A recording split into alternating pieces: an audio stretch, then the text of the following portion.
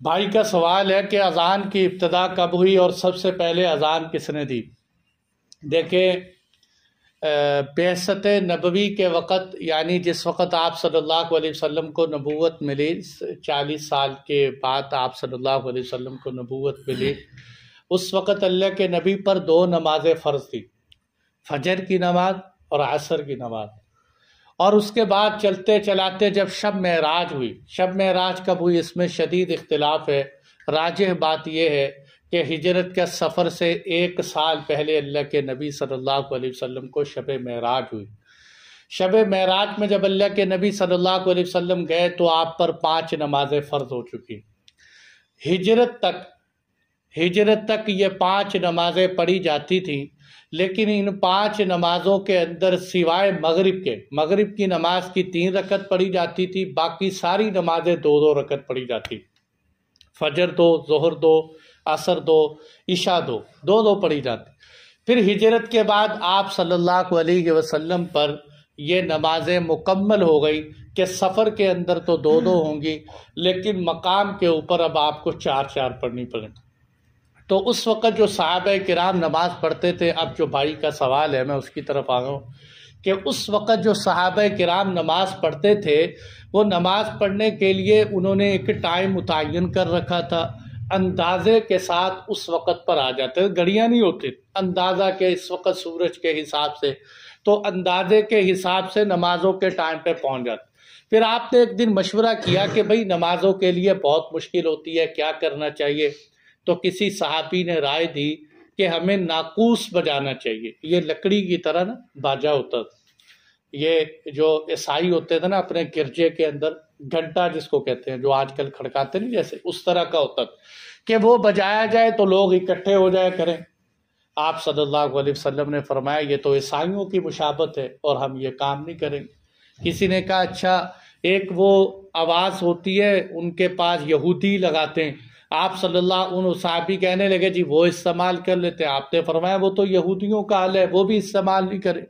تیسری رائے یہ آئی کہ اللہ کے نبی ایسا کر لے کہ آگ جلا کر نہ لوگوں کو بلا لیا کریں، آگ جلے گی، لوگ آگ دیکھیں گے، آ جایا کریں۔ آپ صلی اللہ علیہ وسلم نے فرمایا نہیں، آگ جلانا تو مجوسیوں کا کام، ہم یہ بھی نہیں کریں، تو پھر کیا کریں؟ آپ نے فرمایا جاؤ سوچنا۔ اب صحابہ اٹھ کے چلے گئے گھروں۔ عبداللہ بن زید بن عبد ربی ہی ایک صحابی ہیں، یاد رکھنا، عبداللہ بن زید بن عبد ربی ایک صحابی ہیں۔ یہ کہتے مجھے بہت فکر لاحق ہوئی، میں رات کو جا کے سویا، خواب آیا مجھے، میں نے خواب کے اندر دیکھا کہ ایک بندہ جا رہا ہے، اس نے سبز لباس پہنا ہوا ہے، اس کے ہاتھ کے اندر نقارہ ہے، وہ جو صحابہ رائے دے رہے تھے نا ناقوس۔ اس نے کہا یار یہ نقارہ مجھے دے دو پیسوں کا۔ اس نے کہا بھئی تو کیا کرے گا؟ اس نے کہا میں اس کے ذریعے لوگوں کو نماز کے لیے بلایا کروں۔ اس نے کہا نہیں، میں تجھے اس سے اچھا عمل بتاؤں لوگوں کو نماز کے لیے بلانے کا۔ اس نے کہا بتاؤ۔ اس نے کہا کرو اللہ اکبر اللہ اکبر اللہ اکبر اللہ اکبر، پوری اذان سنائی۔ صبح کو یہ صحابی رسول اللہ کے نبی صلی اللہ علیہ وسلم کے دربار میں آئے اور کہنے لگے اللہ کے نبی رات کو میں نے خواب میں اس طرح دیکھا، یہ کلمات سنے۔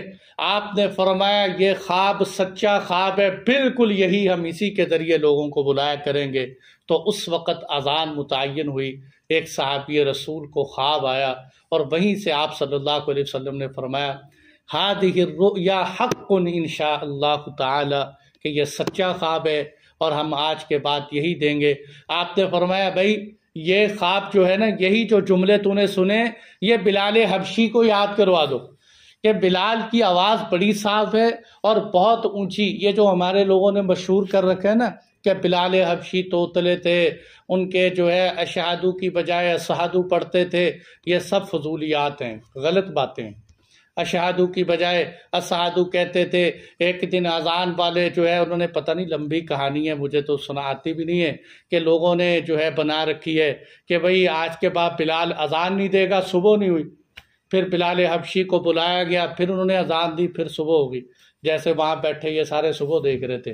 بلال حبشی رضی اللہ عنہ فصیح اللسان زبان تھے بہت، اسی لیے اللہ کے نبی صلی اللہ علیہ وسلم فرمایا کہ تم بلال کو اذان سکھاؤ کہ اس کی آواز بڑی صاف ستھری ہے، اونچی آواز ہے، اس لیے کہتے ہیں مؤذن وہ ہونا چاہیے جس کی آواز اونچی ہو، ایسے ہی ہلکی سی آواز والے کو مؤذن نہیں ہونا ہے، اچھی تگڑی آواز ہونی چاہیے مؤذن کی۔ تو حضرت بلال حبشی کو اذان سکھائی تو سب سے پہلے مکہ المکرمہ کے مدینہ المنورہ کے اندر حضرت بلال حبشی نے اذان دی۔ اچھا جیسے ہی اذان کی آواز گونجی حضرت عمر رضی اللہ عنہ نے اذان سنی، دوڑتے ہوئے آئے مسجد کے اندر، آ کے کہنے لگے اللہ کی نبی، اے اللہ کے نبی قسم ہے بالکل یہی خواب میں نے بھی دیکھا اور یہی الفاظ میں نے بھی خواب کے اندر سنے۔ آپ صلی اللہ علیہ وسلم فرمایا عمر تجھے بھی خواب مبارک ہو۔ اور ایک روایت میں آتا ہے حضرت ابوبکر صدیق رضی اللہ عنہ بھی آئے اور آ کر کہنے لگے اللہ کے نبی بالکل یہی خواب میں نے بھی دیکھا ہے۔ تو اور امام سیوطی نے خصائص کبریٰ میں لکھا ہے کہ یہ خواب کے اوپر جو اللہ کے نبی نے فیصلہ کیا ہے، یہ فیصلہ اس لیے کیا کہ آپ صلی اللہ علیہ وسلم نے شب معراج میں یہی اذان کے جملے خود بھی سنے تھے، اس لیے آپ صلی اللہ علیہ وسلم نے فرمایا کہ یہ بالکل سچا خواب ہے، اور اسی وقت سے اذان شروع ہو گئی۔ سب سے پہلی اذان اللہ نے بلال حبشی کے مقدر میں رکھی، غلام ہو کر رنگ کے کالے ہو کر اللہ نے نام مؤذن رسول بنا دیے، رسول اللہ صلی اللہ علیہ وسلم کے مؤذن۔ تو بہرحال میرے دوستو سب سے پہلے اذان کا شرف حضرت بلال حبشی کو ملا، اور اس طرح یہ خواب آیا۔ اور یہ بھی علماء نے ایک بات لکھی، آخری بات نقل کر دوں کہ دیکھو وہی تو پیغمبر پہ آتی، ہر حکم پیغمبر پہ آیا اور پیغمبر ہی کہتے ہیں یہ کام یوں کرو یوں کرو، لیکن اللہ تعالیٰ نے یہ خواب صحابی کے ذریعے کیوں دلوایا اور اذان ایک صحابی کے ذریعے کیوں مشروع کروائی؟